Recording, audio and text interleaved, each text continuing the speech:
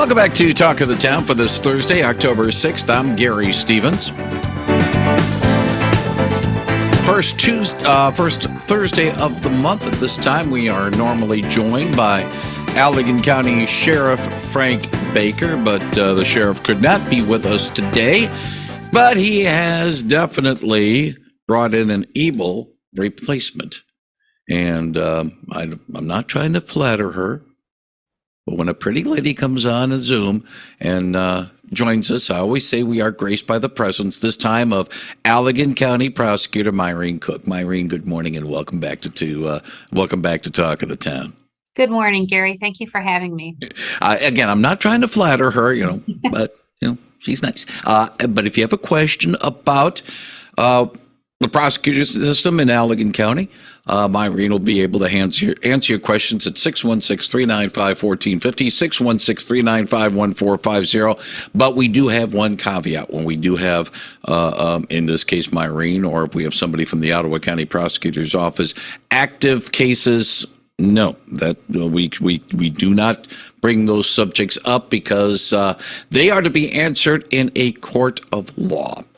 And it would not be entirely fair to those who are involved in any of the active cases if Myrene was asked to comment on it away from, again, the court of law. So we will bypass those two, any of those questions. We would just ask, don't ask. It's the best way of doing that. We are going to ask about a certain topic in a few moments, but I want one thing to sort of clear the air on one jurisdictional matter more than anything else, Myrene. You are the prosecuting attorney for the county of Allegan. You are not the attorney for the county of Allegan. There's a difference. And you can explain maybe better than I can. You can prosecute cases, but if somebody has a case against the county of Allegan, your office does not defend the county of Allegan. Am I right in saying that? That's right, Gary. So my office has approximately 352 statutory duties that we handle, including all of the criminal prosecution. However, if there is a civil case against Allegan County, that is handled by civil counsel. There are some counties throughout the state of Michigan that do both. Some of the counties that may be smaller than we are, but that is not something that we handle here in Allegan County. Yeah, I wanted to clarify that because sometimes people kind of wonder whether or not there's a lawsuit against a county, then the prosecutor has to step in. Like I believe, and correct me if I'm wrong on this, Myrene, if there's a lawsuit against the state of Michigan, then the Attorney General's office has to defend the state of Michigan. Am I right on that? That can happen unless they contract with outside counsel, but generally the AG's office would step in. Okay, that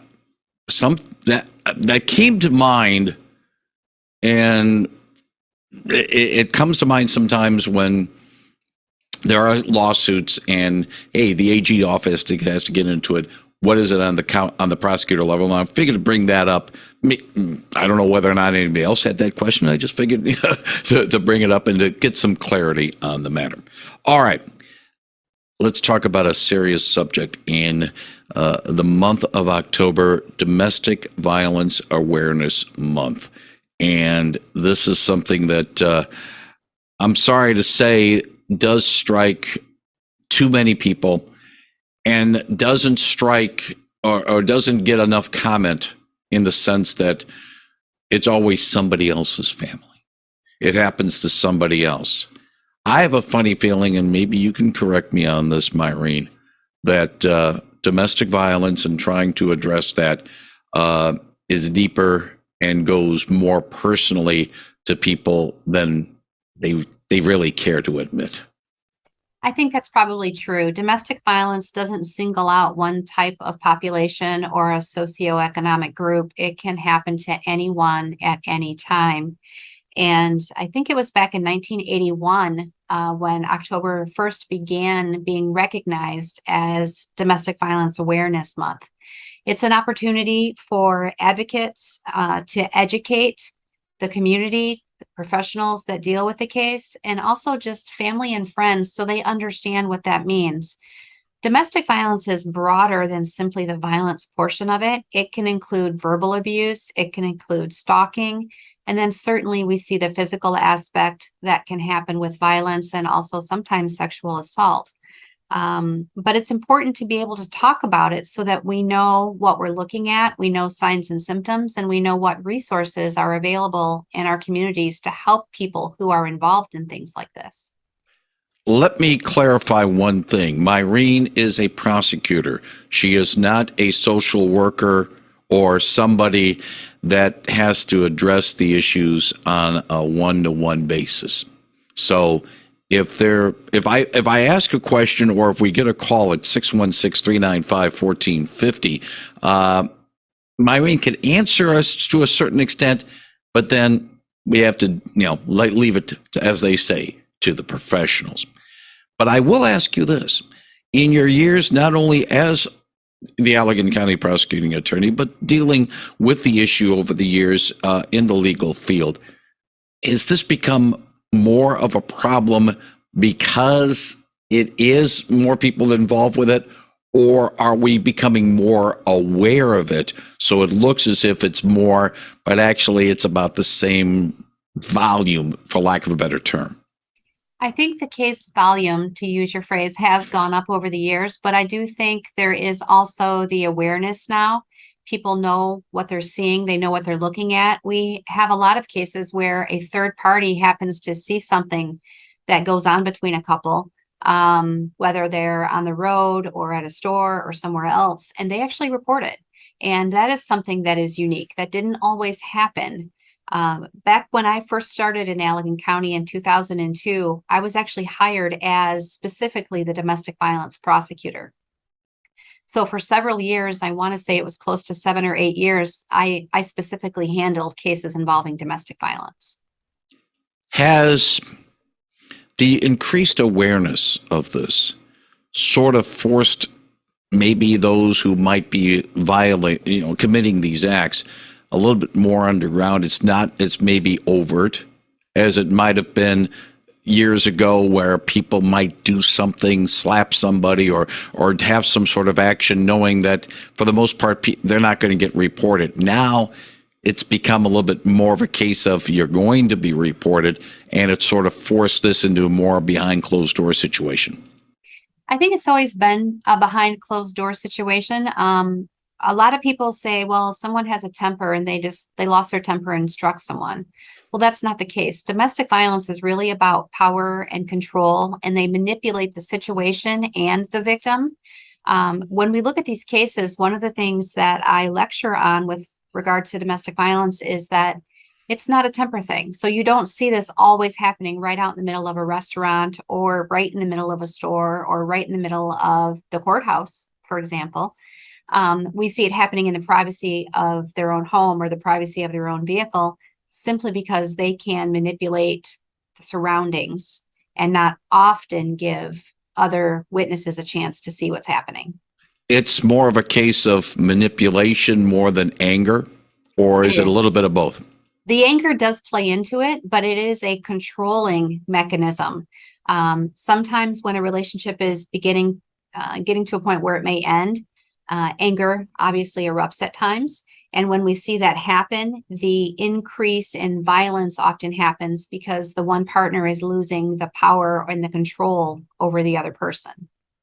Now, do you see trends sometimes when investigating cases such as this? And obviously the investigation is dealing with the law enforcement aspect, but you get the results of their investigation and make the decision about charges. Your office, Myrene Koch, the Allegan County prosecuting attorney. But do you see perhaps that those who are charged with this violations, with the crimes, they themselves may have been children of a domestic violence situation they might have seen from their parents or guardians? It's almost as if it's a generational thing passed down from one generation to the next, and so forth. We do see that sometimes. It's a cycle that unfortunately repeats until we can break that cycle. Sometimes children themselves are also victims of the domestic violence when they're young, but they often see one parent perpetrating the violence on another, and that teaches them two things. It teaches them, one, the way to control and get what you want is through the use of violence. And it also can teach them that they have to accept that behavior from their partner. And so it's very important to spread awareness on domestic violence, even to children, so they understand that this isn't something they should be doing or that they should live with. 616-395-1450. If you have a question for Allegan County Prosecuting Attorney Myrene Koch, 616-395-1450. I want to use the analogy of crimes that are involving gangs. When there is an act of violence, a criminal act that happens that could possibly be gang related, too often, and I hate to say this, but too often we don't, we get witnesses who clam up. They don't want to say anything. They aren't, nothing happened, trying to get cooperation from witnesses in a gang related situation is tough. Is that the same as well in domestic violence situations where perhaps victims are either afraid to speak out or don't want to speak out because they still believe they have a possibility of maybe getting to the perpetrator and maybe changing things, or they're afraid that if they do speak out that the shield of the law will not protect them? Is that a problem? It is a problem, actually. We see a lot of things that fall into that category. So first of all, victims don't often report the first time it happens. The national statistics show that it's at least 7 times that an act of violence happens before a victim will actually report it. Now, we also see a cycle of violence continue where the perpetrator may try to convince the victim it won't happen again. I will change. I will be better. I will work on it. And the victim truly wants to believe that will happen. They, love this person. They may have children together. They've created a life together, and they want to give them the benefit of the doubt. But one of the things we've seen as a trend recently is there is a lot of witness intimidation, where even if the perpetrator may be incarcerated in jail pending the case, that we see witness intimidation either from the perpetrator themselves from jail or from friends or family on their behalf. And the victims are afraid. They know what's happened so far. They know what the person may be capable of, and they sometimes will do everything they can to try to get charges dropped or reduced. So where does the prosecutor's office, in conjunction with other law enforcement entities, come in to try to reassure those who are bringing the charges forward that they are safe and they do have the protection of the law? One of the things that we make sure that we discuss thoroughly and multiple times with victims is they are not the ones who press these charges. It's actually my office that does that. So we tell them, simply because we are pressing the charges, the victim themselves doesn't have the right to dismiss or doesn't have the right not to move forward. And we try to explain to them that we're trying to be the intervention in their relationship to maybe make things change. We're not saying they can't be together, but if they're going to be, we need to make sure they're safe. This is maybe an easy question to ask, maybe not an easy question to answer, Myrene. The problem is there. What can be done about it? Well, I really think there needs to be the intervention. And, there are some great programs that we look at. Here in Allegan County in 2021, we had over 700 cases of domestic violence just in 1 year. And so when we see a first-time offender, there is a program called diversion where they go on probation. They can receive treatment, and that can be very beneficial. We see that program to be very successful with a very low recidivism rate. But really what has to happen in any case is we have to break that cycle of violence. We have to have some sort of intervention, whether it's by police, the courts, or something else, that shows and teaches the perpetrator this is not how you respond to those in your life. And we have to be able to allow people to speak up and speak out when it happens to them. One of the things we've seen an increase in is violence in Michigan, a domestic violence with regard to weapons. So over 50% of domestic homicides in Michigan, we found, according to statistics, are created now by guns. Now, we talk about what can be done to address the problem and to put the people involved into the right program so that we don't have, as you say, repeat situations. However, if someone is involved in a relationship that is abusive, especially those who are on the receiving end, what can they do? Well, certainly, if they are able to, they need to call 911 and make a report. But oftentimes we see victims aren't ready to report those things.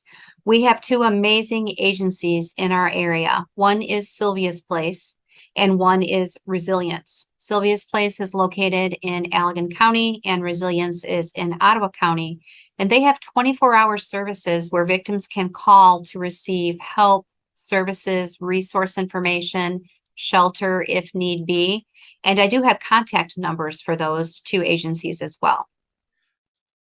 And why don't we take a moment to give those contact numbers, and we'll repeat the numbers as well, because, in this situation, we don't know whether or not we'll be saving a life. Maybe we will. I don't know. Sylvia's Place is 269-673-8700, and that is a 24-hour service. 269-673-8700.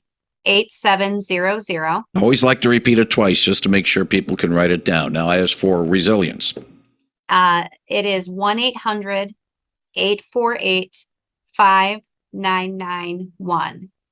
Again, it's 1-800-848-5991. And both of these services are completely confidential and free of charge. And your office would work, in this case, with Sylvia's Place. And, sometimes, let's put it this way, this problem goes beyond county lines. So Lee Fisher's office, which is the Ottawa County Prosecutor, would be working with Resilience. But then again, there's some cross-pollination where, let's put it this way, crime happened south of 32nd Street in Holland. It goes to Allegan County, but they might be calling Resilience because it's an Ottawa thing. So, it doesn't matter.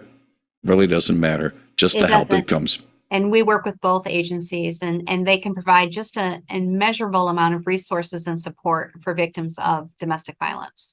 One final thing, Myrene Koch. We talked about what can be done and what your office and what law enforcement will do in terms of stopping the problem. We've talked about those who need the help make the call and start the process. But is the final answer maybe beyond either of us to maybe cut this down, to really end this all? I think the people that perpetrate these crimes need to stop and think about what they're doing as well.